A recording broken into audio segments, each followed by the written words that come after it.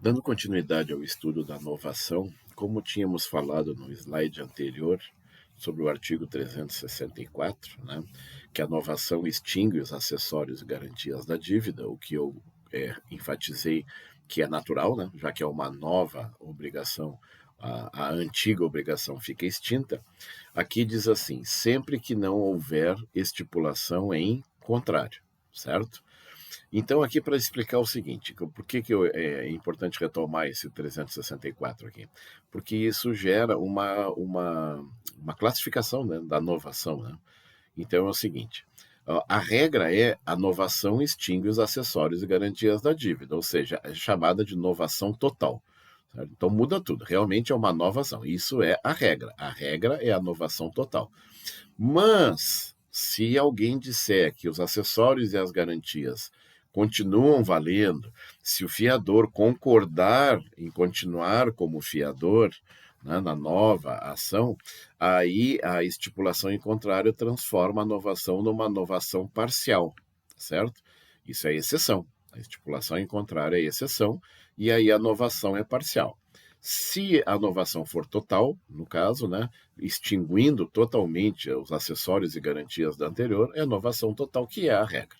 Tá bem? Só para dar nome aos bois aí, vai que, né, em algum momento a gente usa essa expressão novação parcial, novação total, ela tem uma classificação relacionada a esse artigo 364. Muito bem, vamos para outro artigo agora, que é o artigo 361 da novação. E ele tem uma redação um pouquinho complicada, certo? Esse monte de flechinha aí, né, dá só um artigo, né? Nós estamos falando aí uma, duas, três, quatro flechinhas, né? Vamos comentar cada uma delas. Diz assim, vamos ler primeiro o 361. Não havendo ânimo de inovar, ou seja, de fazer uma inovação, expresso ou tácito, mas inequívoco, detesto essa expressão, né? Já vou fazer um comentário. A segunda obrigação confirma simplesmente a primeira. Muito bem. Primeira utilidade desse artigo. Vamos fazer bem teórico, né? Vamos começar pela utilidade número 1. Esse artigo apresenta, em síntese, os elementos da inovação. O que eu preciso para ter os elementos? Sempre lembrando que elementos, né, podem ser substituídos como é que é? Os ingredientes, né? Como se fosse uma receita de culinária, né? A primeira coisa que a gente lê numa receita culinária são os ingredientes. O que eu preciso para fazer? Então, o que eu preciso para fazer uma inovação, certo? E aqui no artigo 361 estão todos eles. Eu preciso de uma obrigação anterior, eu preciso de uma obrigação nova, olha aqui o que diz aqui embaixo, ambas válidas e lícitas, certo? Não está escrito aqui no 361, isso é uma observação. E eu preciso da intenção de inovar, ou seja, a pessoa tem que saber o que está fazendo, certo? Tem que ter a intenção de fazer uma nova obrigação. Então são três requisitos: uma obrigação anterior, uma obrigação nova e a intenção de inovar, ou seja, tem que ser uma coisa às claras. Pois bem, se não foi às claras, aí vem aqui para esse quadrinho verde aqui, não havendo ânimo de inovar, ou seja, se tu não tinha a intenção de inovar, certo? Não há, é como se não há inovação, certo? A segunda obrigação é apenas a confirmação da primeira, né? Então não há uma nova ação, certo? Há simplesmente uma continuação da primeira. Não foi uma inovação. É isso que está dizendo aqui. Mas aí fica aquela dúvida, né? Como é que seria de eu fazer uma novação sem o ânimo de inovar? Então, no caso que, na verdade, a citação do Tartucci, né, com um exemplo, é aqui, esse exemplo aqui, coloquei aqui num quadrinho aqui em cima, né, que seria a mera renegociação de uma dívida.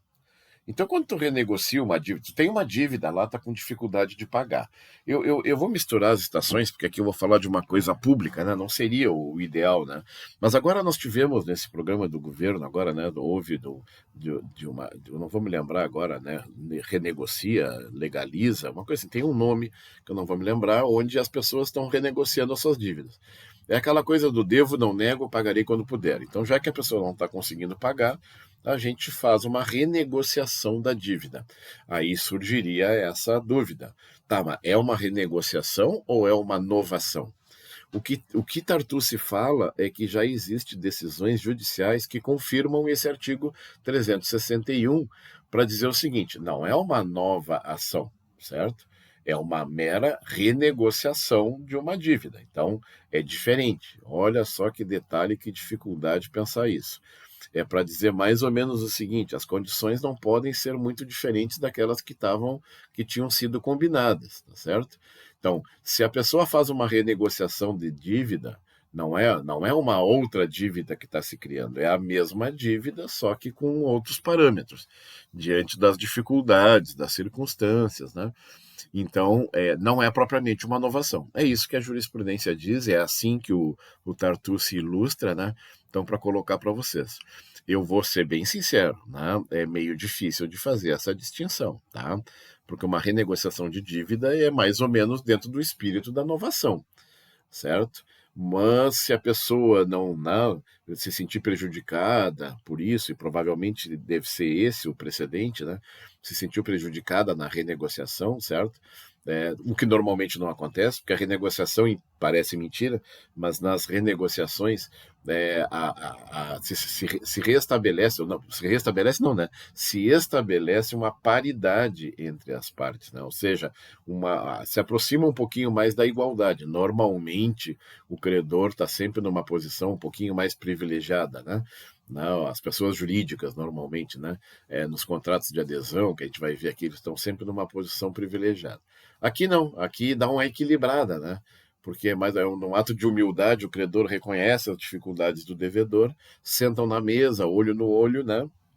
E reestabelecem uma dívida, né, esticam ela no tempo, né, dão algum prazo, alguma coisa, para que a pessoa possa pagar dentro daquela política que eu já comentei com vocês, que mais vale um na mão do que dois voando, tá certo? Então, é muito delicada essa diferencinha aí, tá certo?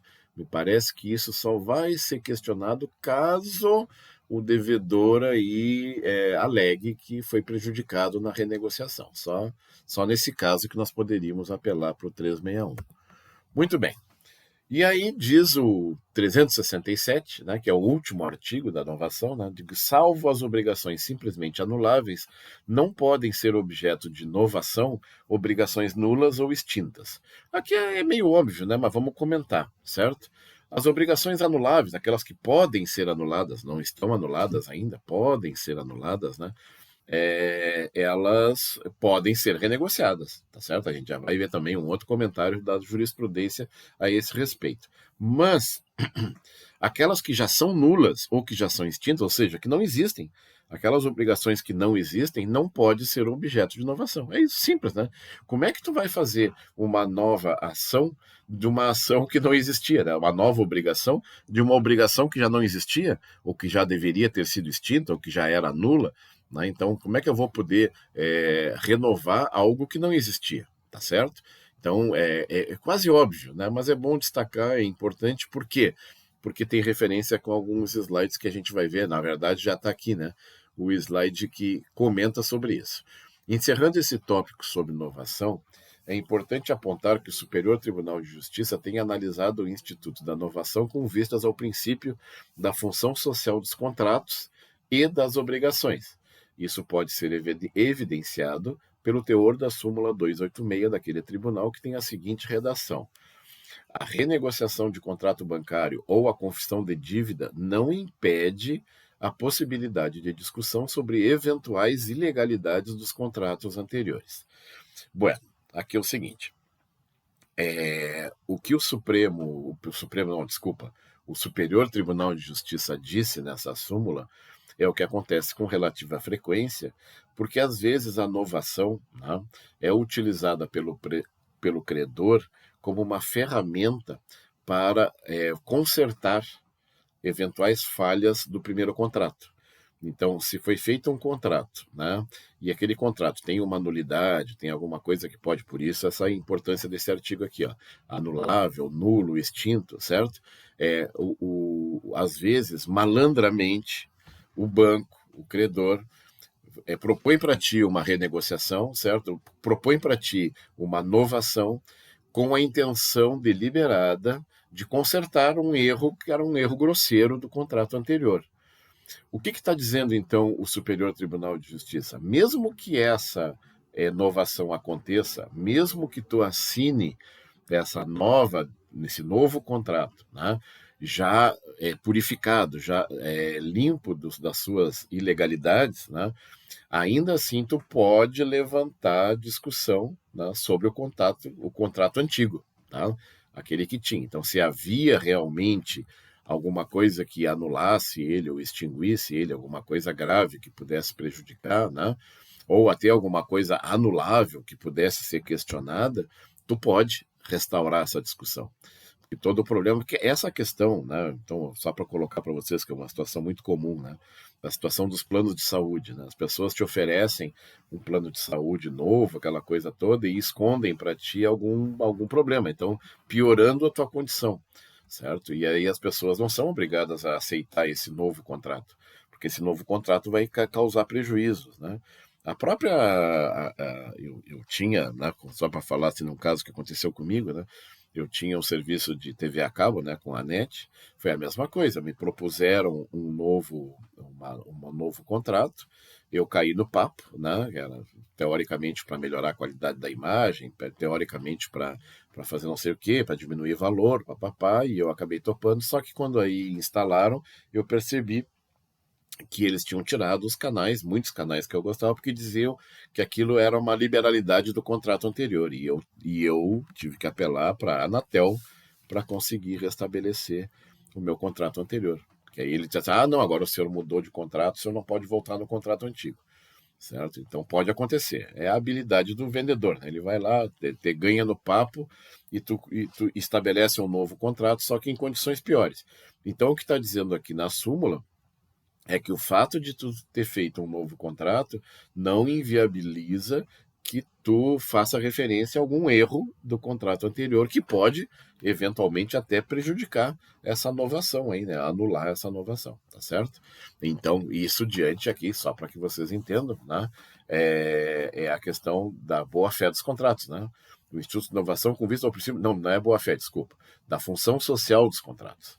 O contrato não pode ser usado, né, como forma de prejudicar deliberadamente alguém, sobretudo o polo mais fraco da relação, que é o consumidor, né, e que aí pode ser prejudicado. É bem legal aí essa súmula, não, isso não consta na lei, mas isso é importante destacar, destacado pelo Tartucci, como foi no livro dele, tá bem? E aí, deixa eu só confirmar aqui, a gente termina aqui então o nosso assunto sobre inovação.